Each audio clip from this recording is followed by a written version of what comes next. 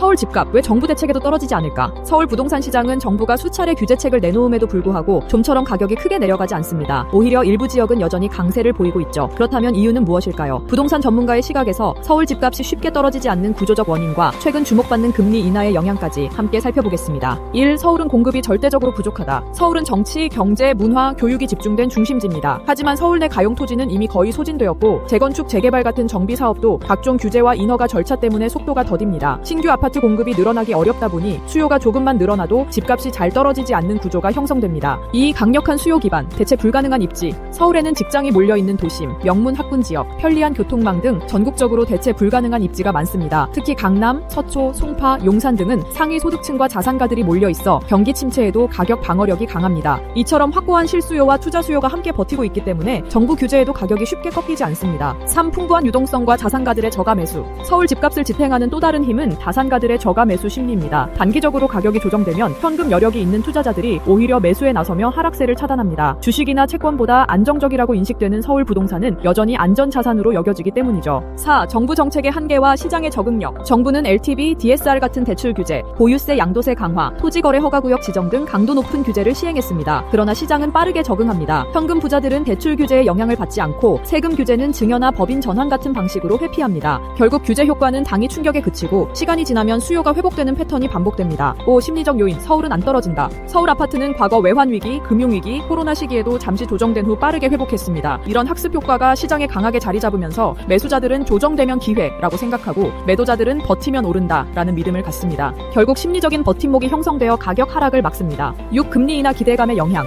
최근 서울 집값을 지탱하는 데 또 하나의 중요한 요인이 있습니다. 바로 금리 인하 기대감입니다. 대출 부담 완화, 금리가 내려가면 주택담보대출 이자가 줄어 실수요자들의 부담이 크게 완화됩니다. 투자 수요 유입, 예적금 수익률이 낮아지면 상대적으로 안정적이고 가치가 상승하는 서울 부동산으로 자금이 몰립니다. 심리적 효과, 금리 인하가 확정되기 전부터도 시장은 곧 수요가 늘어날 것이라고 예상하면서 가격 방어에 나섭니다. 즉 금리 인하는 실질적인 자금 여력 확대와 동시에 심리적인 버팀목 역할을 하며 서울 집값 하방을 더 단단하게 만드는 요인입니다. 서울 집값은 한정된 공급, 강력한 수요, 풍부한 유동성, 정책의 한계, 강한 심리적 요인이라는 5가지 버팀목을 갖추고 있습니다. 여기에 최근의 금리 인하 기대감까지 더해지면서 가격이 쉽게 떨어지지 않는 구조가 만들어지고 있습니다. 결국 서울 부동산 시장은 단순한 규제책만으로는 안정되기 어려우며 장기적인 공급 확대와 시장 신뢰 확보가 병행되어야 합니다. 그렇지 않으면 서울 집값은 여전히 강한 하방 경직성을 유지할 가능성이 높습니다. 영상이 도움되셨다면 구독과 좋아요를 부탁드려요.